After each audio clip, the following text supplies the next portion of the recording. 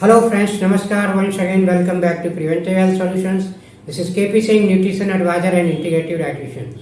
दोस्तों आइए आज हम बात करते हैं नी जॉइंट्स यानी कि घुटनों की एक कॉमन प्रॉब्लम जिसे ऑस्टियोआर्थराइटिस या गठिया के नाम से जाना जाता है। आजकल ये बीमारी बहुत तेजी से बढ़ रही है, यहाँ तक कि अर्ली एज में भी लोग इससे अफेक्टेड होने लगे हैं। तो दोस्तों देखा जाए तो ये एक डिजेनरेटिव डिजीज है, यानी कि एज बढ़ने के साथ साथ हमारे घुटनों के टिश्यूज डैमेज होने लगते हैं या डिजेनरेट होने लगते हैं, जिससे कि ये डिजेनरेशन अगर एक लिमिट से ज़्यादा हो जाता है तो ये एक बीमारी का रूप ले लेते हैं और ये हमें काफ़ी पेनफुल होती है कंडीशन और चलने फिरने में दिक्कत होती है। तो दोस्तों देखा जाए तो ये बीमारी होती क्यों है, इसके मुख्य कारण क्या हैं। तो दोस्तों आजकल देखा जाए तो खान पान ठीक नहीं हो पा रहा है, रॉन्ग डाइटरी हैबिट्स के कारण या गलत खान पान की आदतों के कारण ये हो सकती है, और न्यूट्रिशनल डेफिशिएंसी यानी कि पोषण की कमी के कारण भी होती है। और दूसरा कारण देखें तो दोस्तों ये मोटापे के कारण, अगर वेट आपका बहुत ज़्यादा है, ओवरवेट है, तो भी ये हो सकती है। और तीसरा कारण देखें तो आजकल जो कि बहुत कॉमन है, आजकल लोग बात बात में मेडिसिन लेने लगते हैं अपनी मर्जी से, यानी कि सेल्फ मेडिकेशन करने लगते हैं, जिसमें पेन किलर्स और बहुत सारे स्टेरॉइड्स आते हैं या कुछ अन्य शेड्यूल्ड ड्रग्स आती हैं। तो इनका अगर आप गलत इस्तेमाल करते हैं तो भी ये नी जॉइंट्स को अफेक्ट कर सकते हैं और इसकी प्रॉब्लम गठिया की प्रॉब्लम या ऑस्टियोआर्थराइटिस की प्रॉब्लम हो सकती है। और आजकल तो डॉक्टर भी बहुत ज़्यादा स्टेरॉइड्स और पेन किलर्स रिकमेंड करते हैं, सभी डॉक्टर्स नहीं लेकिन कुछ डॉक्टर्स ऐसा करते हैं। इस कारण से भी आपको अगर ये बार बार रिपीट करते हैं इन चीज़ों को आप, तो आपको गठिया की प्रॉब्लम हो सकती है। और देखें दोस्तों तो आपका जो एक्सेसिव स्ट्रेस से भी कभी कभी हो जाता है, अगर आप घुटनों पर एक्सेसिव मैकेनिकल स्ट्रेस देते हैं और जिससे कि आपके टिश्यूज में वियर एंड टियर हो सकता है, इस कारण भी ये प्रॉब्लम हो सकती है। और लास्ट में देखें तो पांचवा कारण ये भी हो सकता है कि आपकी बॉडी में ऑक्सीडेटिव स्ट्रेस ज़्यादा बढ़ गया और उसके कारण आपके नी के टिश्यू डैमेज हो जाते हैं। और ऑक्सीडेटिव स्ट्रेस क्या होता है, ये एक प्रकार का फ्री रेडिकल डैमेज होता है हमारे शरीर में।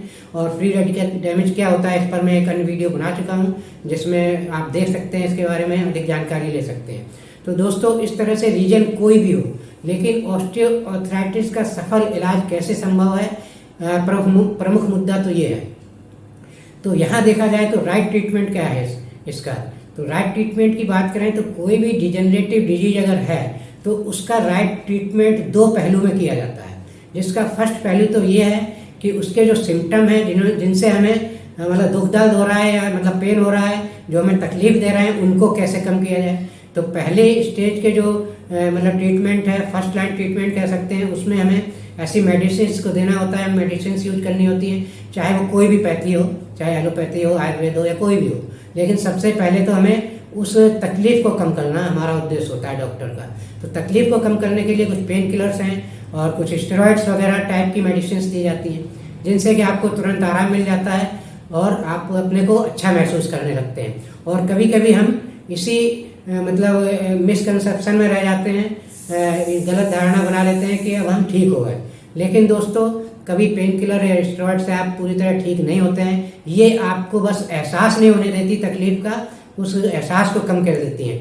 जबकि जो डिजेनरेटिव डिजीज है उसका प्रोग्रेशन चलता रहता है, वो डिजेनरेशन की प्रक्रिया लगातार चलती रहती है। जब तक हम उसको रोकेंगे नहीं या उसको डिजेनरेशन की प्रोसेस को नहीं रिक्रिएट करेंगे या डिजेनरेशन की प्रोसेस को बहुत ज़्यादा स्लो नहीं करेंगे, तब तक हम इस बीमारी से निजात नहीं पा सकते।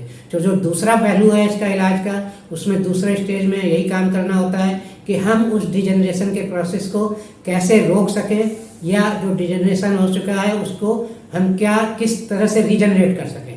तो जो दूसरा पहलू है, ऐसा नहीं है कि डॉक्टर्स इसके बारे में नहीं जानते, उन्हें भी पता है, लेकिन इसमें उनकी ही सिर्फ रिस्पॉन्सिबिलिटी नहीं है, हमारी रिस्पॉन्सिबिलिटी भी है। हमारे अंदर अवेयरनेस की कमी है, हम तुरंत का फ़ायदा देखते हैं, हम तुरंत अपनी तकलीफ दूर कराना चाहते हैं और डॉक्टर के पास भी इसी उद्देश्य से जाते हैं कि डॉक्टर साहब हमें जल्दी ठीक कर दीजिए, हमें ये प्रॉब्लम ना हो।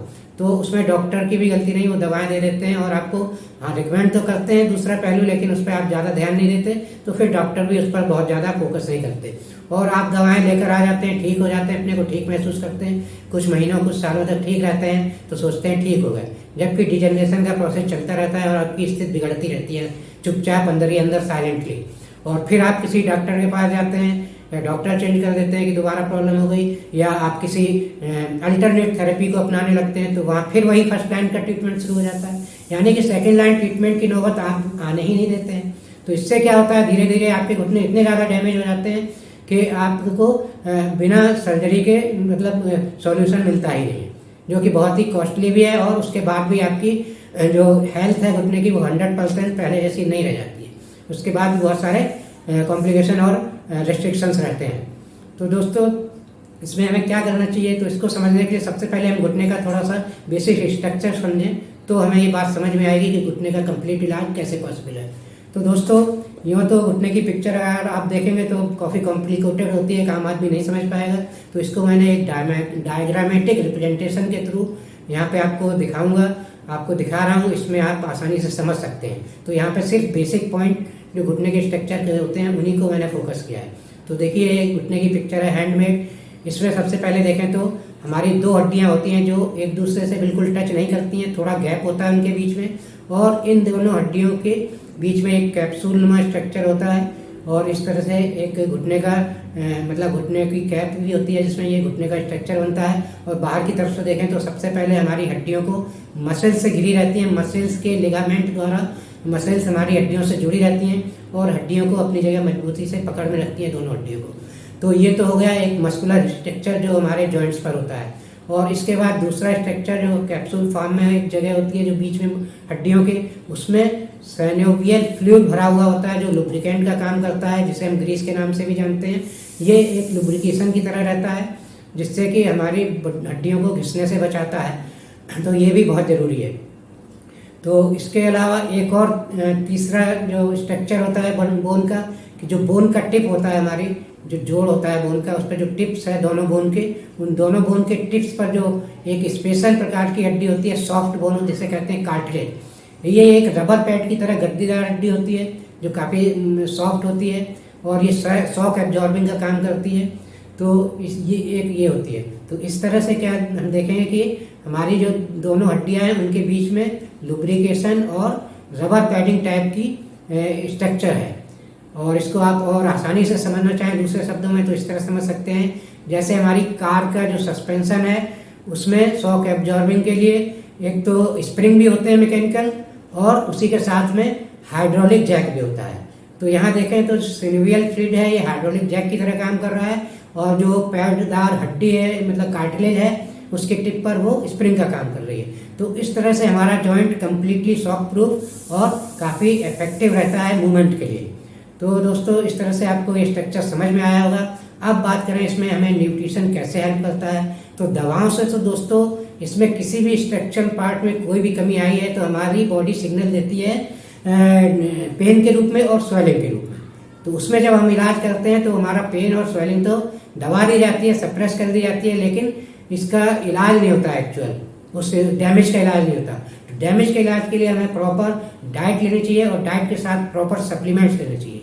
तो अब दोस्तों देखिए शुरुआती दौर में क्या होता है, मस्कुलर वीकनेस हो सकती है आपके जॉइंट पर, आपकी मसल्स वीक हैं, तो इसीलिए कहा जाता है आप एक्सरसाइज करिए। तो एक्सरसाइज से मसल्स वीक होती हैं, मसल्स वीक मसल्स मजबूत होती हैं। तो एक्सरसाइज से सिर्फ एक्सरसाइज से ही नहीं होगी, एक्सरसाइज के साथ प्रॉपर डाइट यानी कि आपकी प्रोटीन रिच डाइट होनी चाहिए, तो आपकी मसल्स मजबूत होंगी। और दूसरा फैक्टर देखें जिसमें साइनोवियल फ्लूइड इन्वॉल्व है। अगर साइनोवियल फ्लूइड सूख रहा है, ये डैमेज हो रहा है आपका, जो कि हमारे ब्लड प्लाज्मा से आता है, ये अल्ट्रा फिल्ट्रेट होता है प्लाज्मा का, उससे बनता है ये। तो ये अगर सूखना शुरू हो गया है तो फिर आपको यहाँ पे क्या चाहिए, आपको प्रोटीन के साथ साथ आपको ओमेगा 3 फैटी एसिड्स भी चाहिए। तो ओमेगा 3 सप्लीमेंट के रूप में यहाँ लीजिए। वैसे तो फ्लैक्स सीड में, अखरोट में और मछली में पाया जाता है, इनका आप सेवन कर सकते हैं, लेकिन उससे आप भरपाई नहीं कर पाएंगे, उसके साथ ओमेगा 3 सप्लीमेंट जरूर लीजिए। तो इससे आपका सिनोवियल फ्लूइड मेंटेन रहेगा।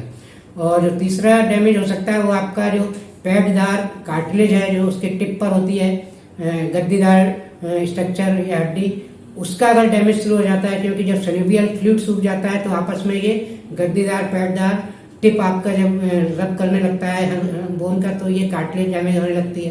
तो इस समय क्या जरूरी है, इस समय चूंकि कार्टिलेज के मेन कॉन्स्टिट्यूएंट में देखें तो वहाँ भी collagen protein, non collagen protein और ग्लाइकोप्रोटीन से बना होता है। तो यहाँ फिर प्रोटीन की जरूरत है हमें, इसको सही रखने के लिए, मेंटेन रखने के लिए या डैमेज से बचाने के लिए या रीजनरेट करने के लिए। और इसी के साथ एक और सप्लीमेंट है ग्लूकोसामीन।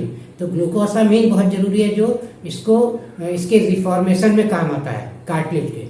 तो इस तरह से दोस्तों देखें तो स्ट्रक्चरल रिलेशन जो सप्लीमेंट्स का या डाइट का है हमारा, वो यहाँ पे आपको कुछ समझ में आया होगा। तो इस तरह हम लोग जब कभी रिकमेंड भी करते हैं तो अक्सर लोगों को जब 2-3-4 चीज़ें एक साथ रिकमेंड करिए तो लोग एक चीज़ लेते हैं, एक छोड़ देते हैं। जैसे कोई सिर्फ ग्लूकोसामीन लेता है, सोचता है हमारा जॉइंट ठीक हो जाएगा, या कोई सिर्फ प्रोटीन लेता है, सोचता है हमारा जॉइंट ठीक हो जाएगा, या कोई सिर्फ ओमेगा-3 के सहारे अपना जॉइंट ठीक करना चाहता है। तो ऐसा दोस्तों संभव नहीं है। हमें कंप्लीट सॉल्यूशन चाहिए, तो हमें कंप्लीट ट्रीटमेंट लेना पड़ेगा सेकंड स्टेज का, जिसमें डाइट और डाइटरी सप्लीमेंट्स आते हैं। और यहाँ पे हड्डियों को मजबूत करने के लिए इन 3 डाइटरी सप्लीमेंट के साथ, यानी कि प्रोटीन, ओमेगा-3, ग्लूकोसामीन और चौथा जो सप्लीमेंट है वो बोन को मजबूत करने के लिए कैल्शियम भी है, जो कि खास तौर से लेडीज में बहुत ज़्यादा जरूरी है। तो इस तरह से इन चारों को हम सिनर्जी में और एक सही बैलेंस में यूज करेंगे तो अपने घुटनों की प्रॉब्लम से निजात पा सकते हैं। और अगर आपकी प्रॉब्लम डायरेक्ट हड्डी के टच तक नहीं पहुंची है तो फिर आप सर्जरी को पूरी तरह अवॉइड कर सकते हैं और घुटने आजीवन स्वस्थ रख सकते हैं। तो आशा है दोस्तों ये वीडियो आपको अच्छा लगा होगा। अच्छा लगा है तो लाइक करिए, शेयर करिए, और चैनल सब्सक्राइब नहीं किया है तो सब्सक्राइब कर लीजिए। और इसी के साथ दोस्तों thank you very much, see you in next video.